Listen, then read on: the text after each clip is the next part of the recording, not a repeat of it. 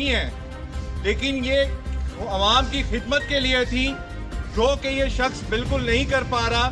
हजूरे वाला, हमारी गुस्ताखी ये है कि हम आपके वो उम्रे की दरबारी आपको मुबारकबाद देने नहीं आए, तो हम कभी नहीं आएंगे। अगर इस बात का गुस्सा है तो गुस्सा लिए बैठे रहो। इंसाफ दो, इंसाफ दो, ज़िशान को इंसाफ दो, इंसाफ दो, इंसाफ दो, ज़िशान को इंसाफ दो। सी भी इखलाकी जुर्रत है तो ये हॉस्पिटलों में जो दवाइयाँ तुमने नहीं दी हुई उसकी बेस पर लिखकर डॉक्टरों को मुअत्तल कराते हो, तो मुझे बताओ इखलाकी जुर्रत है कि 7 दिन में तुमने हुकूमत को क्या खत लिखा कि मेरे जिले में एक मसीहा शहीद हो गया, एक उस्ताद शहीद हो गया, एक माँ का बेटा चला गया है, 4 बच्चे यतीम हो गए हैं, तो इस पे एक्शन लो। है तुम्हें इखलाकी जुर्रत तो दिखा दो। अगर तुमने ये लेटर भी लिख लिया है, जो कि मुझे यकीन है कि उस कुर्सी पे बैठे हुए तुमने बिल्कुल नहीं किया।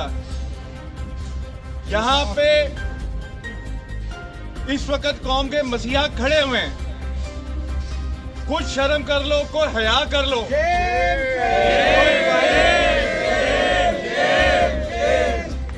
ये वो क्लास हम पे मुसल्लत है कि इन्हीं के एक पेटी भाई का गुजरावाला में कुत्ता फरार हो गया था, जिसकी मैं मिसाल दे रहा था, ये उसे भी कहे गुजरे। तो 2-3 इन्होंने पूरी जिले इंतजामिया को, तमाम मसाजिद में, तमाम मीडिया में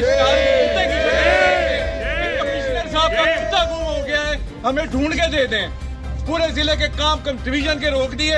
आज एक इंसान चला गया और तुमसे जो है वो एक इश्तिहार नहीं चल पा रहा, रोड पे नहीं निकल पा रहे, मीडिया को कुछ नहीं दे पा रहे, कोई शनाख्त नहीं दे पा रहे।